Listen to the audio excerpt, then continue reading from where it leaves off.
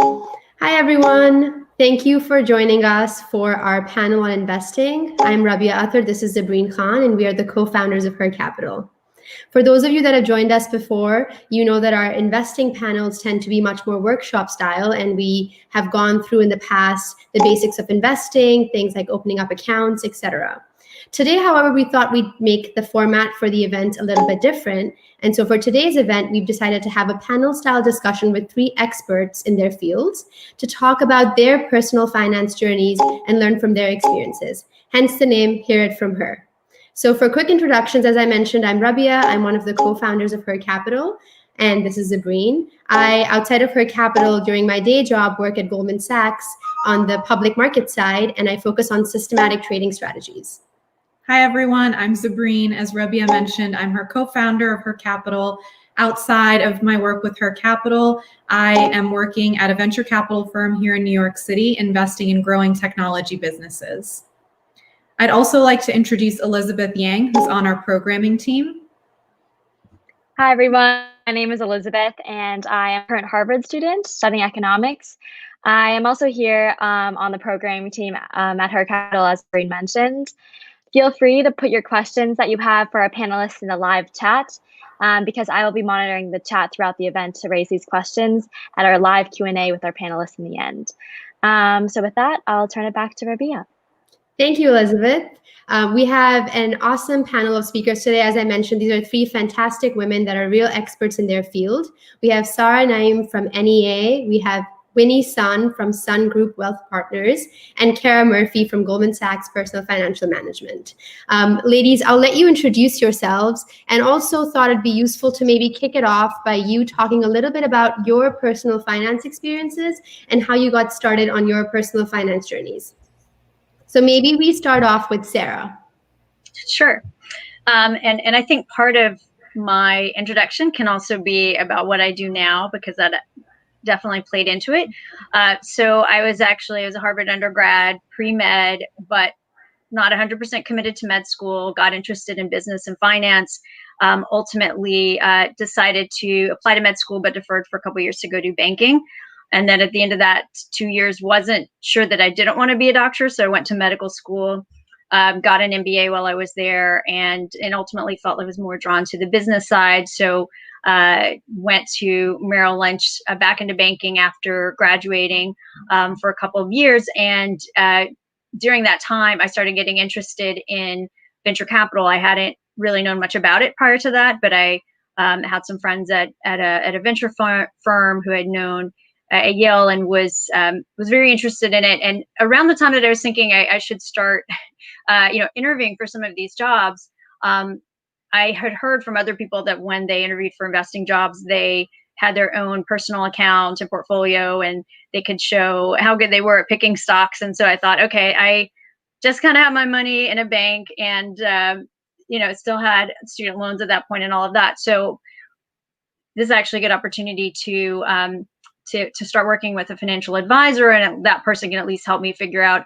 in my few minutes a day that I have to think about this, how I can start my own portfolio. So my office mate at Merrill was an associate, but had been an analyst and promoted up to associate. So he was pretty young and had graduated with someone at his undergrad who was now a financial advisor. So several of the associates and analysts in my group were working with this person, and he was a young guy, and but super nice. And I was like, sure, why not? I work 80 hours a week or so. I don't have time to go interview everybody, and there were benefits to working with him because he was a Merrill Lynch financial advisor. So I remember getting on the phone with him, and he was trying to get a sense for what my needs were, and we went through this whole analysis of how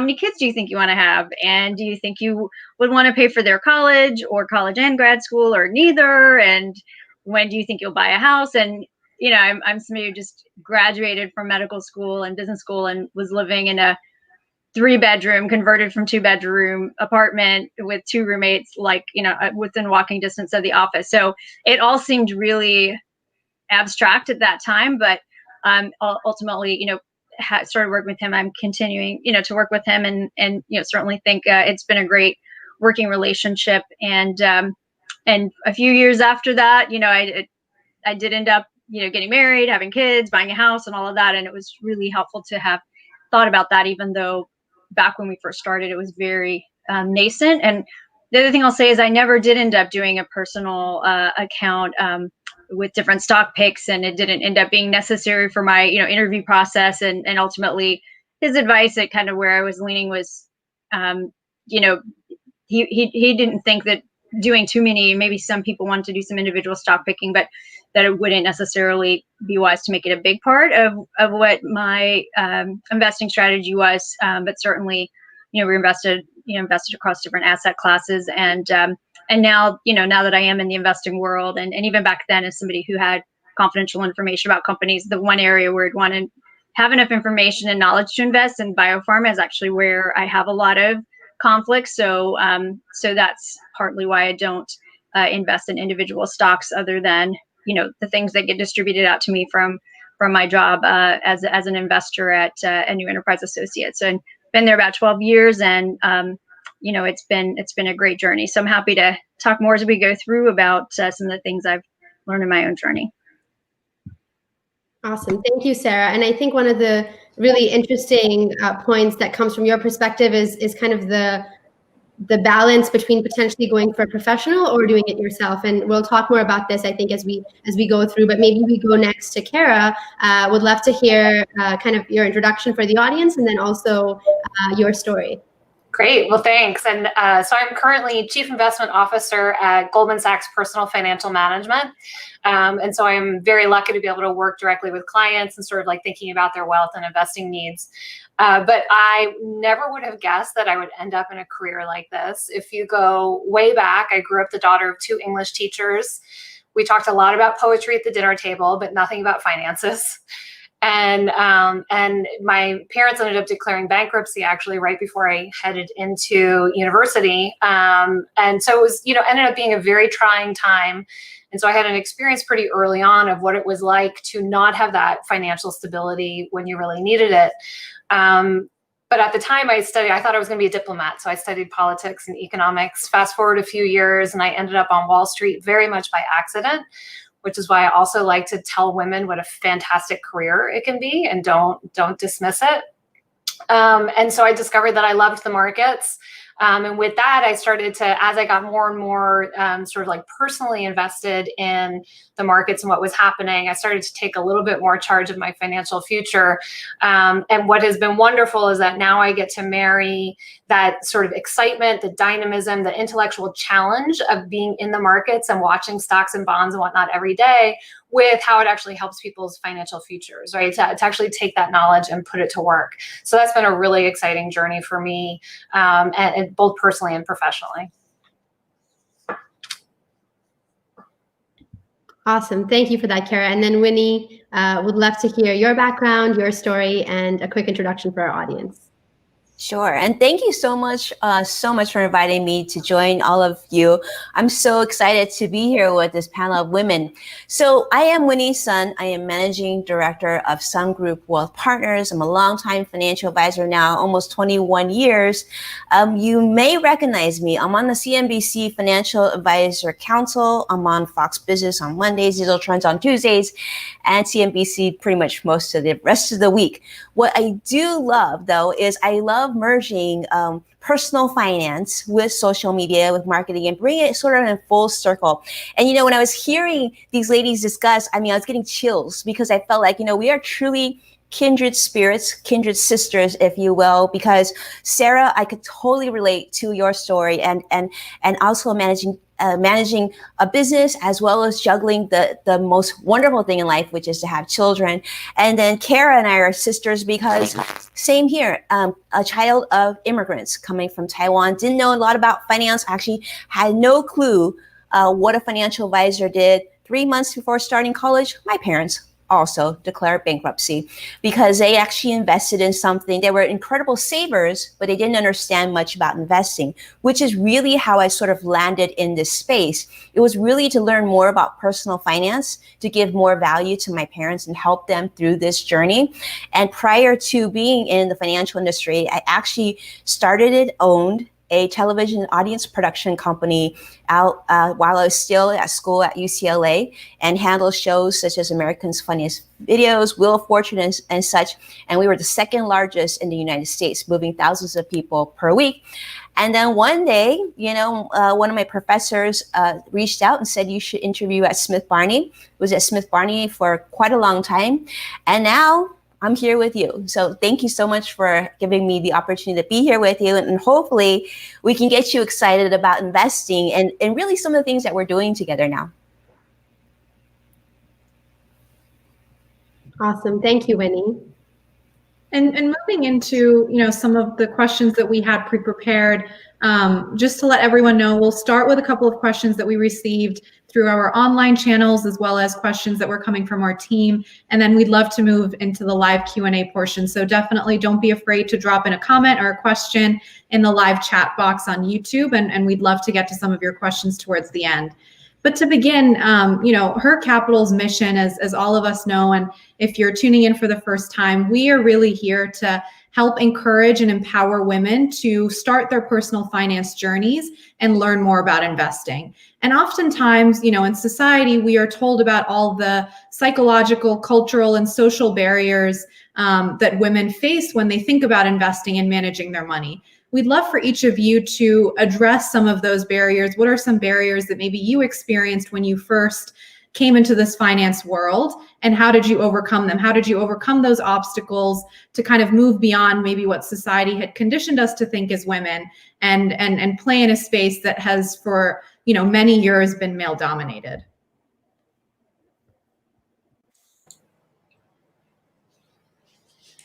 So maybe I'll jump in, and as I said earlier, this is a topic that I'm really passionate about, partly because when I started in this business, I like to say my education in investing when I first got my job on Wall Street was watching the movie Trading Places, which, if you've watched the movie, it's a great movie, but maybe not a great place to learn a lot about investing.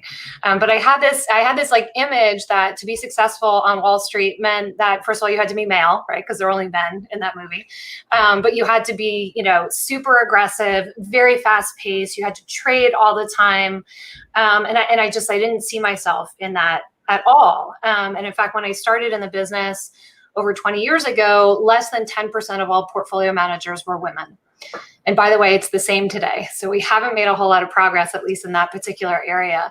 But what I did learn over time, as I started to look at the actual data, and over the last 20 years, there's been a lot of really great data to look at gender and investing. And lo and behold, when you look at the data, women actually tend to have better investment returns than men. Now, they tend to put fewer dollars to work, which is a big problem, and that's why we're here today. But when women actually do put money at risk, they tend to do better. And there are a couple of reasons for it.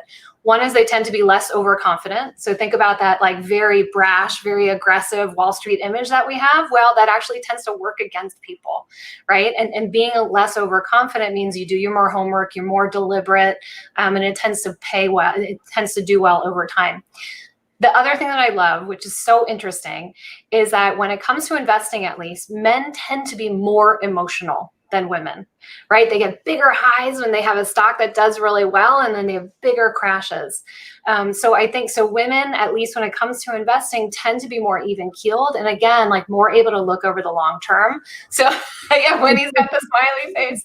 So I think over time, I've been able to embrace those qualities in myself a little bit more, and I think that's really been, helped me be more successful in my career.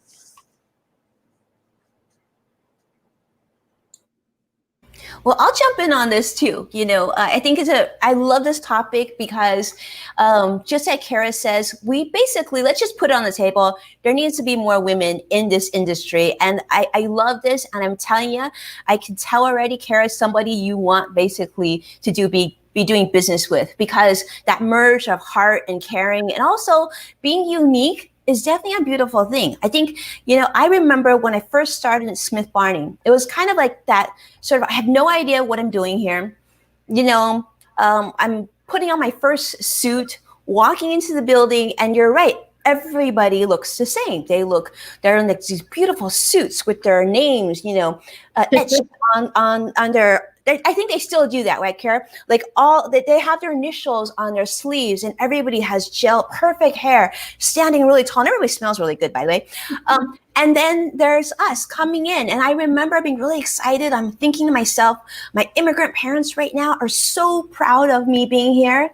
And then someone comes into the office and says, into my little cubicle, I should say, welcome to the office and this and that. And they said, you know, the manager got a great deal hiring you because you're a double minority. And that was the first time in my whole life I'd ever been called a double minority, because I grew up here in Los Angeles. You know, I thought myself as being quite American. But I think that's the trouble, is that it wasn't that he was saying something that he felt was disrespectful. And I actually didn't know at 24 years old that that was disrespectful. But I think we need to do better. And it needs to look differently. And certainly investors come in all shapes, forms, and colors. And so therefore, the opportunity exists for all of us. And I even would say that as a female financial advisor, it's an advantage, because we tend to use all our different senses, right? And what Kara said, you know, it's interesting because she just said also that we tend not to be as an emotional investors, which is really interesting. But I would also add that we also, when given the opportunity, number one, we could be better shoppers, right? We're certainly in many ways the decision makers in our households, and given the opportunity, I think we're also incredible savers. So, you know, I think RBG would be so proud of us of coming together and sort of celebrating females in our space. And I hope that we don't always become minorities. I hope at some point, you know, at least we get to a point where we're sort of even, because I am a mother of 3 sons. And let me just tell you, like, I'm looking at them, and of course I'm thinking, like, that's why I have 3 of them, right? I was like thinking, why didn't I have one daughter in here? It would have been so cool for her to take over what we built out, but it doesn't really matter. It just matters that there's more diversity, and that we embrace more diversity, and we do more events like this. So those of us who have reached a level of somewhat success, that we can encourage somebody else that might look like us and say, maybe I can do that too. Yeah, and I would say, you know, I think there are 2 different elements on this. One is your personal finance journey, and then also your professional finance journey. I think I've been reading a lot of the data for years, the research, and certainly, you know, in many of our firms across the country, there's been a real resurgence in looking at diversity and inclusion and belonging and equity, and, you know, around both ethnicity, race, and every gender, and basically every other category. So it's a little depressing, but I think it's worthwhile to spend the time looking at that research and just trying to understand what are some of the reasons that we all behave in the way that we do, and what does the research show. So we know girls perform better in school for whatever reasons, many reasons. They tend to do better, have better grades, be better behaved, probably get reinforced differentially. The research in the last few years, a lot of the outcry has been around, okay, well, how do we help boys in school? And I think that's appropriate. Do we need chairs they can fidget in, get outside for recess more, maybe some, you know, all like same gender classes, particularly as they get older. So I think that's all appropriate, but I think we also need to spend time thinking about how does it affect young girls when they're doing well, they get rewarded for it, they continue to be pushed towards that perfection, people pleasing, external validation. And then as they enter the professional world, the things that help them get good grades are not necessarily the same things that will help in the professional context. You often have this dynamic where you know, you have a boss and a certain set of things that you need to do to help, let's say if you're an investor, look at different investment opportunities. But then you also have to be cultivating your own pipeline of opportunities, your own network, your own contacts. So whatever you do on this side, you're not necessarily going to get credit for it right away, or, you know, it's going to take some away from the time that you have to, you know, perform perfectly for your boss. And so we've been set up psychologically to be in that sort of people-pleasing state. And then that also is it's externally validated and sort of reinforced. There's some really interesting research from a woman named Dana Kans, who was an entrepreneur herself, and then she went on to do a a psychology PhD, and she studied how men and women entrepreneurs were, the pitches that they gave and the questions that they were asked by investors. And from both male and female investors, it turns out that the male entrepreneurs were given a lot more questions around growth of the business. Where do you see this industry going, and all of the potential, what she would call promotion questions, whereas women, 2/3 of the questions they were asked were around risk and how are you going to, keep these customers, and how are you going to address this potential threat to the industry. And so that she would call those prevention questions, and that correlated with how much capital these companies are able to raise. And what she found was when, for both men and women, they were able to change the dialogue from prevention to promotion, that correlated with getting higher levels of funding. And so I think with entrepreneurs, with investors, and there's a lot of this, a little bit of paternalism, a little bit of, let me save you from yourself. Let me help you, think about all the risks, and it goes back to even, infancy, some studies done on babies that were just in a diaper, and no one could tell if they were male or female, they're little babies. And when they were told, this is a boy baby, and he's like sitting up on a table, it turns out that people allowed the boy baby to cry longer before, the sort of person in the experiment would go pick him up, and girls were picked up sooner, and boys were allowed to explore more closer to the edge of the table before, the babies that they thought were girls were picked up. So this whole, allowing girls to explore more, men, we have to do more for men in terms of a lot of the challenges that they have with being able to be emotional, express those things, etc. But I think from infancy on up, there are a lot of messages that women get and that are reinforced and make a huge difference when it comes to, anything involving risk and putting yourself out there and putting capital at risk, and also getting, this dynamic with the other people in the ecosystem and how they judge the risks that you're taking. So I think for me, just to combat that, a lot of it has been just reading the research, understanding it, really thinking about, how I want to build, networks, build communications with people, and just, and understand that you're going to win some or you're going to lose some. And, and you also have to really build your own path, as well as obviously trying to make sure that you're helping the team on, the things that are being brought to you from senior people. So it's really a balance of those two. Yeah, and I think, so much of this is even having that awareness to start with, to know what the reality is. And we found this with HerCapital, just talking about the problem and educating women on, our own biases and societal biases. It helps you combat some of that. So I think all the insights from all three of you, and we've gotten comments as well with people saying this is extremely interesting, and really it leads to more self-awareness, so that you're more aware of, the biases against you and the biases maybe you have against yourself. And so one of the things that we did want to talk about in the same sort of trajectory of thought is the idea of actually taking actionable steps. And, when so much is against you in terms of the numbers, and also, just lack of understanding and knowledge and confidence, we often get asked the question of, how do I decide if I should be doing this myself versus should I be paying someone to do this for me? And I know, Sara, you touched upon this a little bit in your introduction, but would love to hear more from you on, for our audience, how should they be thinking about, seeking professional advice versus trying their own hand at investing? Yeah, I think optimally you for some people, maybe it's both. I think for me, I was in investment banking. If I got out of the office at midnight, I thought it was a really good night, so I didn't really have a whole lot of time to put into it. And then when I moved over to venture, there were these perceptions of conflicts, particularly in the areas that I knew well. So time was a limitation for me. But I also found, you can obviously just invest in some ETFs and, indices, and be passive. And those are, low fee and all of that. What I found when I started to work with my FA at Merrill was you should at least have the conversation, because there are a lot of advantages that I found with working with an FA. So for instance, because Merrill had so many financial advisors and was so large and, managed a lot of capital, many of the mutual funds were load free for me. So the load is something you have to pay at the very beginning when you buy. So Merrill could get all of these different mutual funds load free.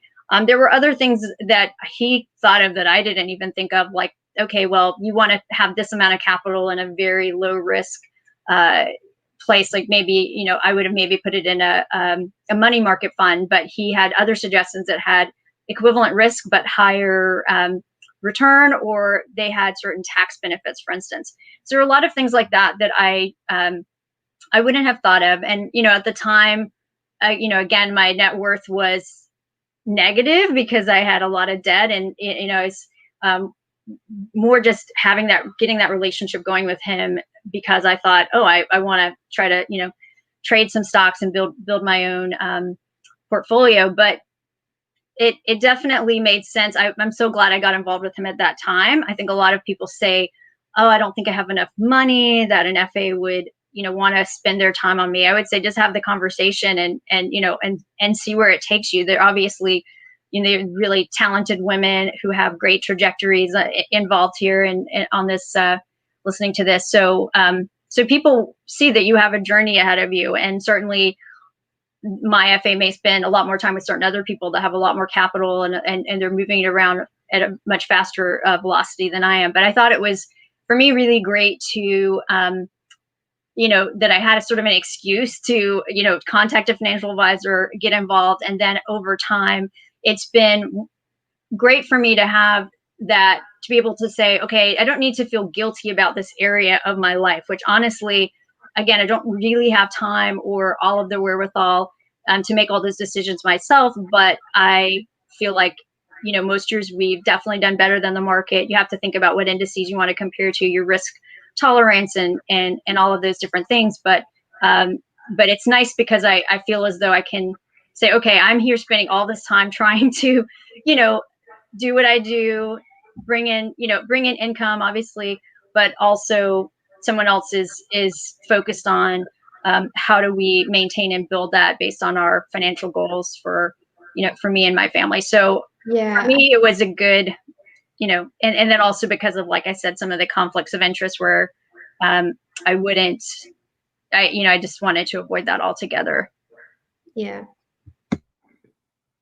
The second thing I wanted to ask, and maybe Winnie or Kara, you could take this one. Sara did a great job of outlining the steps that she took in considering, why it made more sense for her to hire a personal financial advisor. What was the journey like for you guys, especially in those earliest days of learning how to invest personally as opposed to professionally?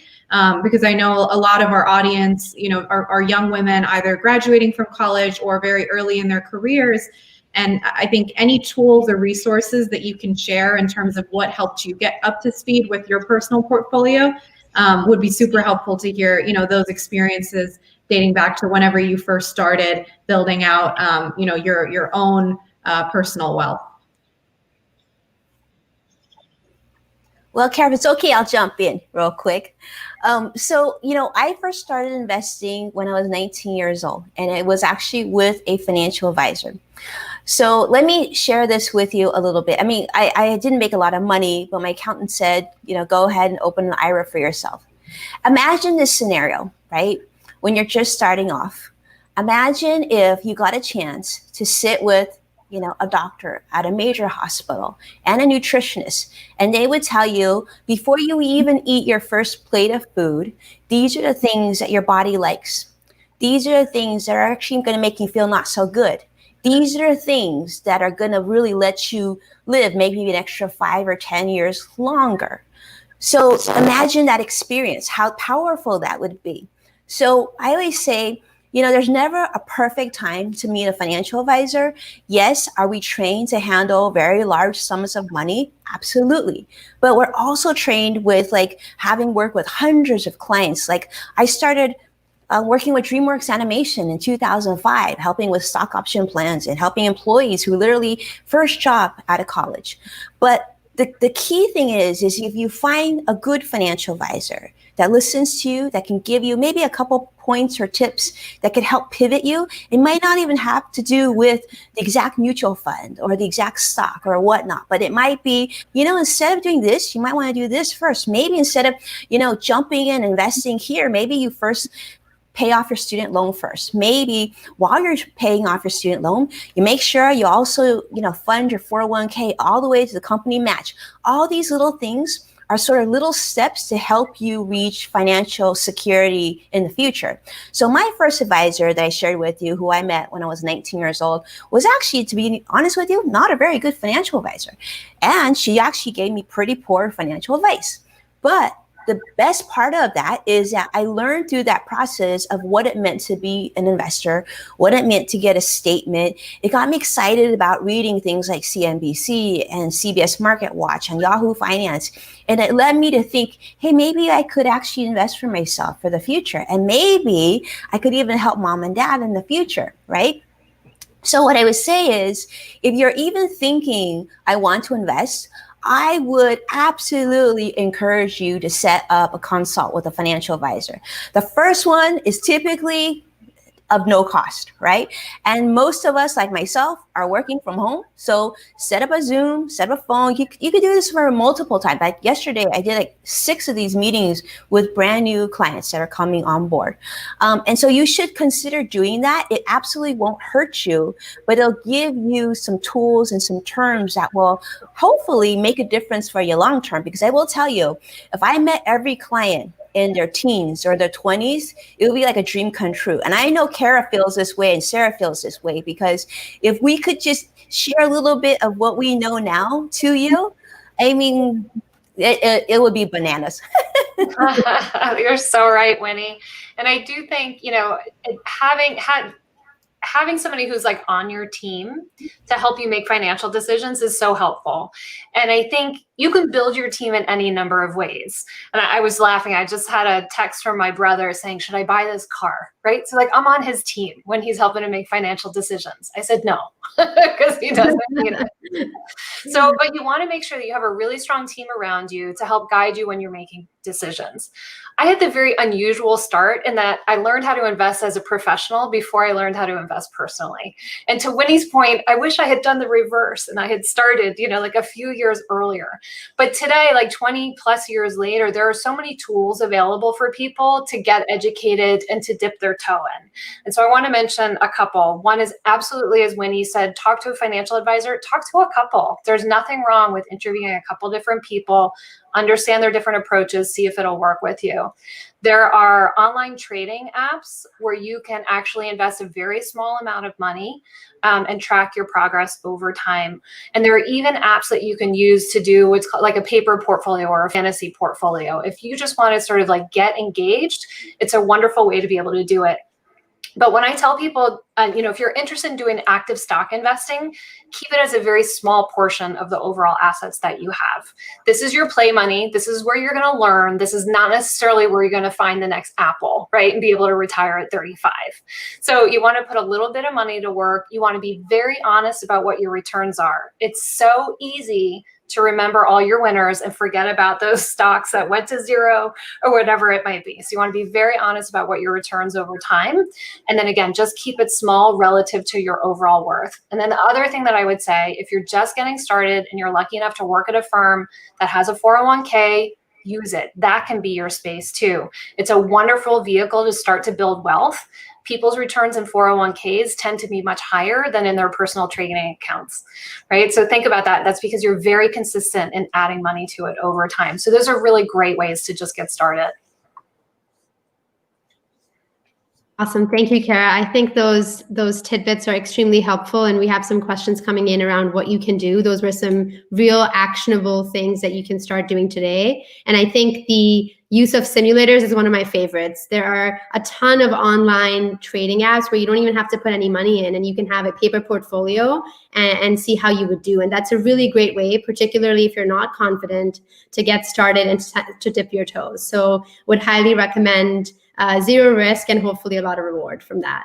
Great. So I think with that, we can move on to the next question. And we promised our audience this one. So I'd love to hear, I mean, we've already touched upon the question, but would love to hear quickly from the three of you. If you had $1,000 to invest, how would you go about investing that money? And obviously don't need specific trading advice, but just how should the audience be thinking about that question? Because so often that is the biggest hurdle. Can I jump in here as the designated financial advisor? Yeah. All right. No brainer. Number one, 100% of that I would deposit into a Roth IRA right now. If you are working, if you have a paycheck, if you have a Roth 401k at work, absolutely what Kara said, put it there. That's another good place to be, because I think the panel would agree taxes are going higher. And if you go ahead and you stick your $1,000 into a Roth IRA, you can decide on how you want to invest it in the future. But once you put it in there, it can serve actually as two things. It can, number one, serve as an emergency fund, because you can get what you put in at any time for any reason without penalties, your contribution. Whatever the growth is, you can leave in there, and hopefully you'll leave the whole thing in there. But once you reach the beautiful age of 59 and a half and beyond, that 100%, my friends, is all yours. And I don't know about you, but the older I get, the more I want to make sure all my money is my money and not, Uncle Sam's money. So that's what I would suggest. I think this is a great thing. I would absolutely put it in a Roth IRA before the end of the year and take your time to decide on where and how you want to invest it. There's no urgency. I would just fund it. That's such great advice, Winnie. And I was also going to say, when I first heard the question, I was like, well, first I would want to know what's your goal? And Winnie alluded to this, right? So I have $1,000, but do I have $2,000 in credit card bills that I need to pay off? Or is this to put a down payment on a car in 6 months? Or is this just meant to grow over time for retirement? So, and I often say, I love stocks and bonds. I can talk it all day. But a portfolio isn't meaningful unless it's tied to what your actual goals are. And for a number of different reasons. One, you have to identify your time horizon, right? Is it 6 months? Is it 10 years, 30 years, whatever? But also it helps stay engaged, right? If you don't have a strong view about what your goal is for that $1,000 or whatever it might be really hard to stay the course, right? So identifying what your goals are, being able to be really emotionally, intellectually invested in what that goal is really helpful. And then I love Winnie's recommendations about how to avoid the tax man, right? And none of us want to pay a higher bill in taxes than we need to. But I also want to say, and this is one of the questions that came through in the Q&A on the side, how much do you need to know before you dip your toe in, or how much money do you need to have? The fact is, with all these platforms out there, you do not need to have a lot of money to get started, and don't overthink it. You can buy an S&P 500 ETF and you can just dip your toe in right there. So there are a lot of different ways to do it, and just get started.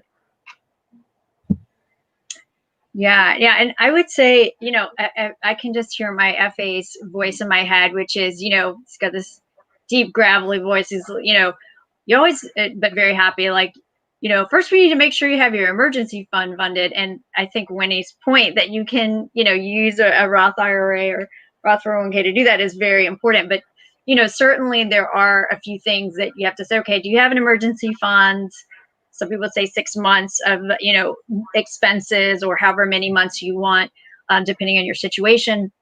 And then, it's all these other questions of, what does your current portfolio look like? What are your goals? And so I think it's really, it kind of provokes, have a conversation with somebody or do some reading, have a conversation with an FA, because those conversations get you in the mindset of what are all the things that you need to be thinking? What are all the different classes of assets that you can invest in, either by yourself or with someone else?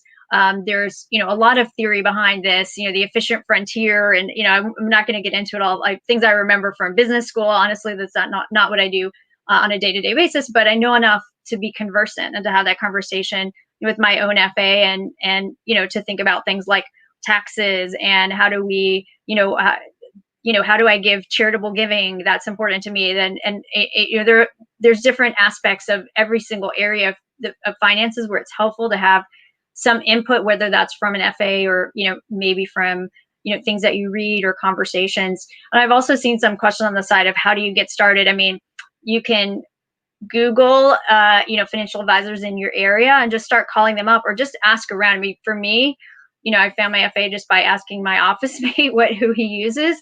And we've, it's kind of like, oh, well, should we try other people? But that relationship has worked well so far over the last however many years. And sometimes it's just a little bit of word of mouth. Do you use somebody that you trust? And, and you should ask things like, what are the fees? They're generally a percent of assets, although some people will do it on, an hourly basis. And, you need to understand the fees, and that if someone overperforms however you're thinking of the index that you want to compare your performance to, they'll more than make up those fees. And then also, again, for me, it was like the peace of mind to not have to think about all of that myself. But yeah, I think, it's a great question. What do you do with $1,000? I mean, there's some really good automatic answers like Winnie gave. And then there's also this, you need to sit down and really think about your situation, your debt, your goals, and your tax bracket. There's so many things to think about. But yeah, I really liked you guys' answers. Those are really great. Awesome. Thank you. Thank you, all of you, for answering how to tackle that question. We get that question a lot. People that haven't even put $10 into any investing account yet will ask, what's a big enough sum to start? How do I start? Where do I look? And so hearing from each of you, the different resources they can tackle, and that any amount is large enough to start. I think those are always helpful reminders. Why don't we go for our last pre-prepared question, and then we'll move into live Q&A, because I know there are a lot of great questions in the comment box that we'd love to address. So this last question, Kara, I know you have some thoughts on this. With the upcoming US election, I know a lot of us are thinking about potential market volatility. How do you think we can prepare for that volatility as investors, and what areas of the market do you expect to be most volatile? Yeah, so this is a great question, and one that I get a lot from clients, right? Because there are a lot of headlines, like last week in particular, the headlines and what's going on with elections, whether it be with the presidential election, congressional election, local, it does move markets. But I will say, and this gets back to my comment about really understanding what your long-term goals are. If you have a long-term view, it shouldn't really matter. And I'm going to give another answer, which is very unsatisfying to a lot of different people, which is, again, over the long term, whoever sits in the White House does not make that much of a difference, right? Democrats don't like it when I say that. Republicans don't like it when I say that. But the fact is, and this is a wonderful thing, the fact is the United States has very, very strong political institutions. And it's the institutions that provide that stability and that growth over time, not so much the individual. Now, I want you to vote. I want everybody to vote, because it does matter in other ways. But when it comes to the market over the long term, not quite so much. Now, that doesn't mean that we won't have volatility over the near term. There's a lot of uncertainty about what's going to happen for the presidential election, a lot of uncertainty about whether Democrats will control all or like both or one house of Congress. And we don't even know if we'll have a clear line of sight in terms of who the president will be on election night, right? This is something we haven't had to contend with in a very long time. So I think it's fair to say that markets could be moving up and down. But again, if you have a longer term time frame, if you're like saving for retirement or something a longer term, you can just look right through that and think about, make sure you have the right portfolio for you and that you're in the game. That's what's most important. Perfect. Thank you, Kara. I think a lot of people probably take a sigh of relief when they hear that, because I know sometimes you can get scared by reading the headlines of what's going to happen. Oh, I know. Sometimes it's clickbait, but it's reassuring to hear that from you for sure. With that, I'd love to turn it over to Elizabeth to get started with our live Q&A. We're going to try to get to as many of your questions as possible, and keep submitting more questions as they come up, please. Perfect. So excited to start digging in. Start off with a couple initial questions that came in from Nicole and Carly, related to something Sara was mentioning with the previous question about balancing debt when you're also thinking about making investments. So can you all share advice you have on ways to balance debt, particularly student loans, along with savings and investments? taking out loans, should you keep money in investments? And even more specifically, when could you share advice when paying off debt like student loans? Should you invest the maximum amount in your so that was a lot, but if someone could take it. I can take that if you want. So on yesterday, I just had a call with a potential new client, and she had over 50,000 in student debt, and she was interested in investing, and she wanted to know what to do. And typically, if you're talking about debt and you're talking about investing, having debt and investing usually doesn't work so well. It's sort of like jumping in the pool with a broken arm, right? You're not really going to get that far, and you look not so elegant when you're swimming. However, that being said, there could be areas and reasons why you might want to participate and invest while you still have a student loan. In this particular case, her loans average between 7 to 7 and a little bit more % on her loans. But she also works at a major Hollywood studio. And the company matches up to 6% on all her contributions. So that was sort of a good thing.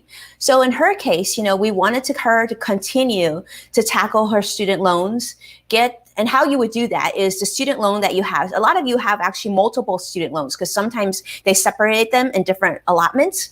So what you want to do is tackle the student loan with the highest interest rate first, especially for those of you who, are currently working. Between now and the end of the year, many of you actually don't have to make interest payments on your student loan. So every bit that you pay goes to knocking down principal. So that's an awesome thing. So in her situation, I encourage her to continue to contribute to her 401k up to the max in terms of matching, and then tackling her student loan with the highest interest rate and getting that paid down.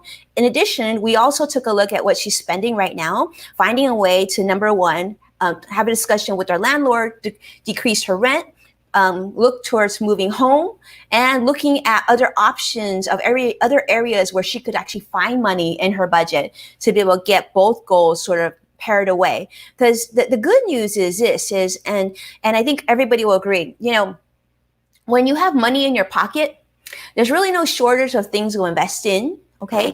So you don't need to worry. Like Kara made an amazing point, which I love. And I'm actually going to quote her on this in future presentations, which is, if your time horizon is long, it doesn't matter so much, because whether you invest today or you invest, when your student loans are paid off, I guarantee you there will be something that you will want to invest in if you have that money to do so.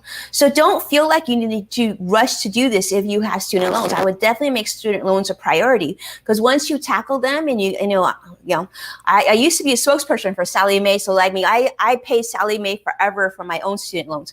Once you get that paid down, your credit score will boost up. You're going to feel so much lighter in terms of debt. And then you can really spend the energy and interest in investing. But if you have the student loans carried over you, you're not going to get as far as you should, because I really want you to enjoy investing. I have to say, Winnie, I still have such a wonderful memory of when I got a returned invoice from Sallie Mae that had paid off across my student loan. I had that puppy up on my fridge for a very long time. It felt really great. Yeah, and I would say, I paid off my student loans. I think around the time I had an FA, or I'm not sure exactly the timing, but for me, there was this mental freedom of saying, I paid off my loans. I have a net worth that's positive, yay, which you can do with loans. Obviously, it's assets minus liabilities.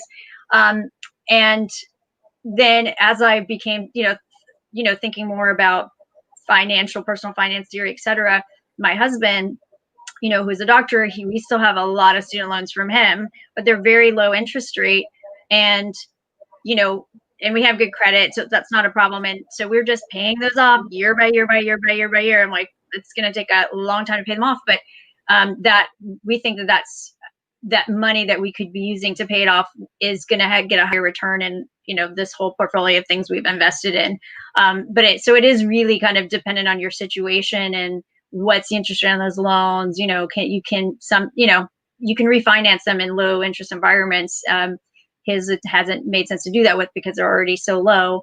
And then of course mortgages, people, because there is a tax deduction for mortgage interest, many people, I like, we don't jump to like go pay down our mortgage more than we're paying off each month. So, the devil's in the details there, but I think it kind of depends on where you are and your journey as to whether or not this is going to make a big impact on your credit or not, and where you think you can get, a return, and do you feel comfortable just with, some of it is the idea of how much debt you might have over you. But I'm not an expert. Perfect. So I'm just talking about what I did. Probably some of my loans were higher interest rate. Those definitely made sense to pay off right away. In retrospect, I'm like, well, there were some that were pretty low, but I just wanted to get them wiped out. So that's what I did at that point in my life. Awesome. And something that is even eye-opening to me as a college student who will have this situation in my future. And so I'm going to change the line of questioning a little bit based on a question that came in that inspired a lot of actual comments in the chat. But someone asked, first generation college graduate and coming from a family that struggled financially, how did you all create a mindset of taking risks and investing in hopes of accruing wealth? A follow-up to that is, how do you develop a mindset of taking risks? And how generally does one change their risk appetite? Yeah, that's such a great question. And, I mentioned earlier, my parents' own financial troubles and had a very profound impact on both my brother and I. And so it was a long time before I think any of us really felt comfortable taking risk again. But today, my brother who's asking me for advice on his car, he's an entrepreneur, runs his own business. And I have, spent a career in the risk-taking game as an investor. So it's really a remarkable kind of journey. But I will say for both my brother and I, it really came through being able to be knowledgeable about what we were doing and be able to have that foundation. You don't want to just take risk willy-nilly. That's not smart, right? You have to be able to take risk, understanding what you're doing. And this is I'm so glad that people are chiming in today and listening into what you guys have to say, because this is how we start to get empowered, right? Understanding what are the characteristics of a stock? What are the characteristics of a bond? What's appropriate for different time horizons? And it doesn't have to be super complicated, but you need to invest that initial amount in building the financial education so that you can get the confidence to take risk. Now, taking risks means that you're willing to lose some too, but you do it with the confidence that over time you'll be able to grow wealth. So that's one thing. Get educated, and we're all here to do that, which is great. And then I mentioned this earlier too. Build your team. Who are the folks that you go to, whether it's a financial advisor, who I think can be a wonderful person on your team, but it can be a set of girlfriends who also enjoy investing that you can talk to. You can really support each other in being able to take those very measured risks that will pay off over time.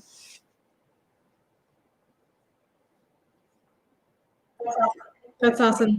Thank you, Sara. And I just want to echo how important, the aspect of having female friends who are doing it with you and enabling those conversations to happen. Because I know when I was in college, unfortunately, in my peer group, this wasn't a topic of conversation.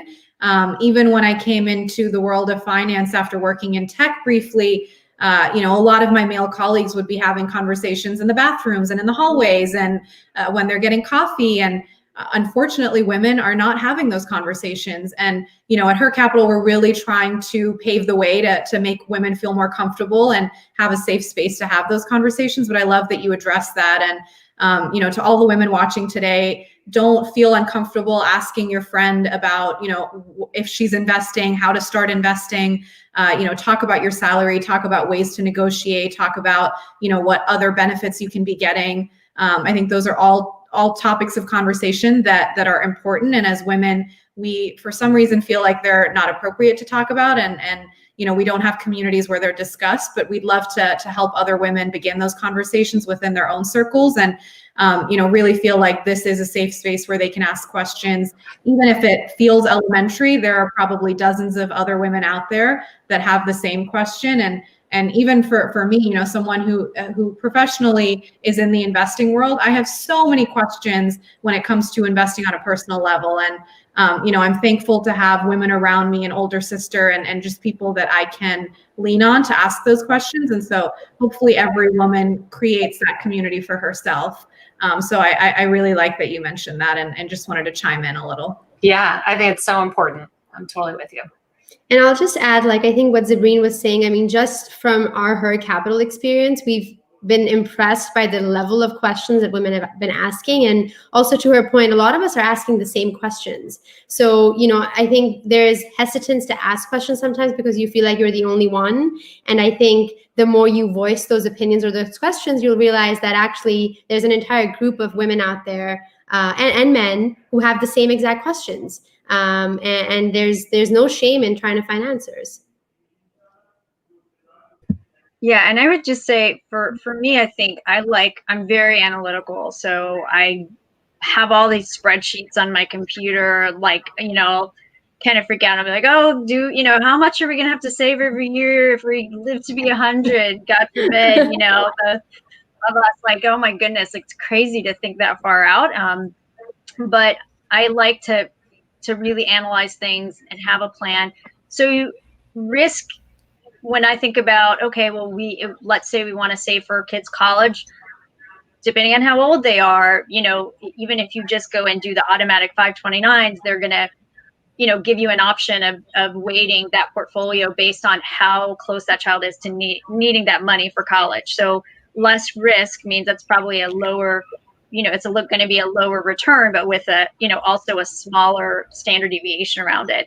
And then you think about something like retirement, and it's so far out that, not as far out as it used to be, but growing older every year, but the time horizon is much different. And then people are really close to retirement. They really need to preserve their capital because they might need it, they're going to need it in 5 or 10 years. So they're going to be on a different risk tolerance, but they're also going to be weighted more towards, lower return, bonds more than stocks, or, for example. So it's not as though you have to think of I just have to go out and take a bunch of risk and put some capital to work in Apple or whatever. It's you really got, you think about your different goals, how much capital you need for each of those. You're, building towards certain goals, financial independence, getting out of debt. And as you move towards, this goal, each of them is going to require capital on a different time horizon. And you probably think about it differently, as you get towards those goals, and then you can always revise it. So it's not, to me, just I got to take my risk. You want to take smart risks, like Kara said. You want to know what is it that you're reaching for, and what's the time frame in which you're trying to achieve it.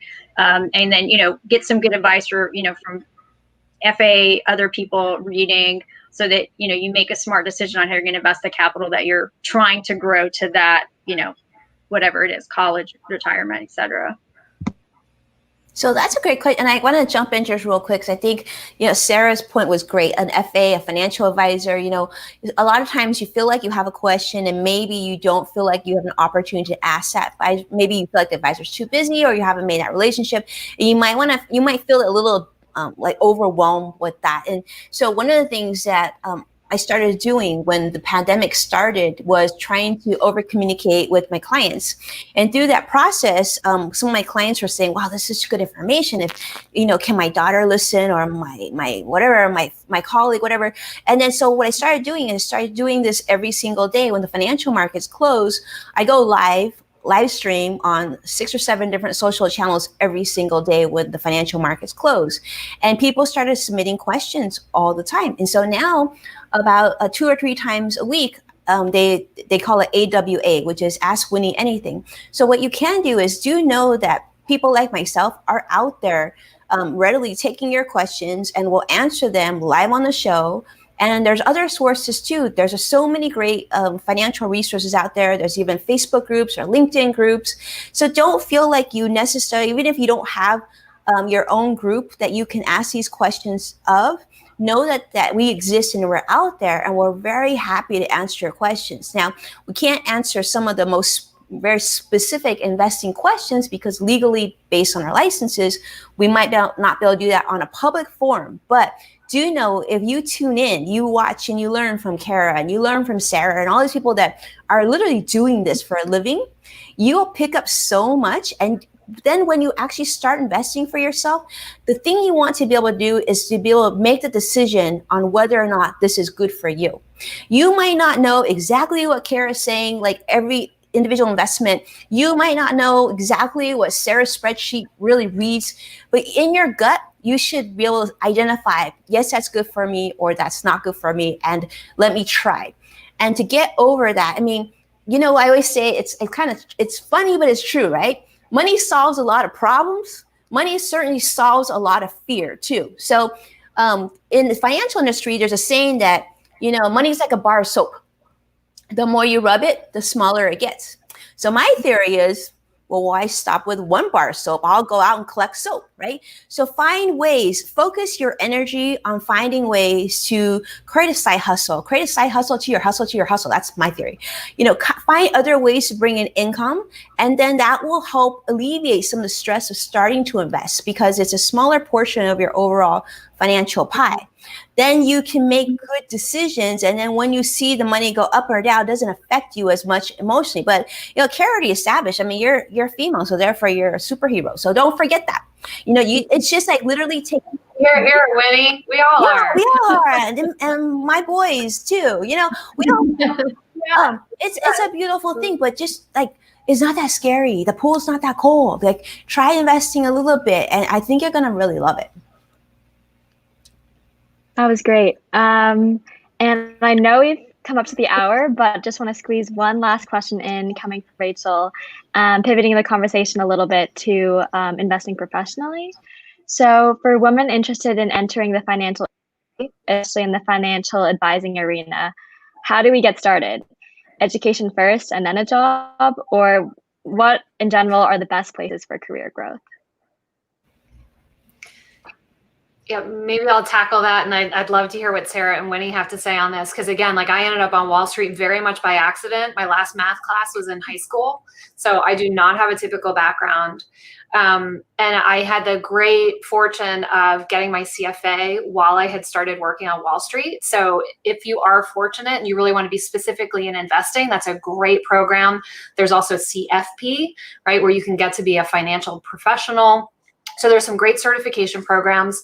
I will also say, if you're still in school, there are also programs to attract women into the investing or finance arena. And you don't have to be majoring in finance or anything like that to take advantage of them. And let's face it, you know, I mentioned earlier at the beginning of my career, less than 10% of all portfolio managers were women. That statistic is the same today. But I think companies are much more interested in recognizing and doing something about the fact that we don't have enough women in these roles. And you see that across Wall Street today. So take advantage of that. There are a lot of programs available.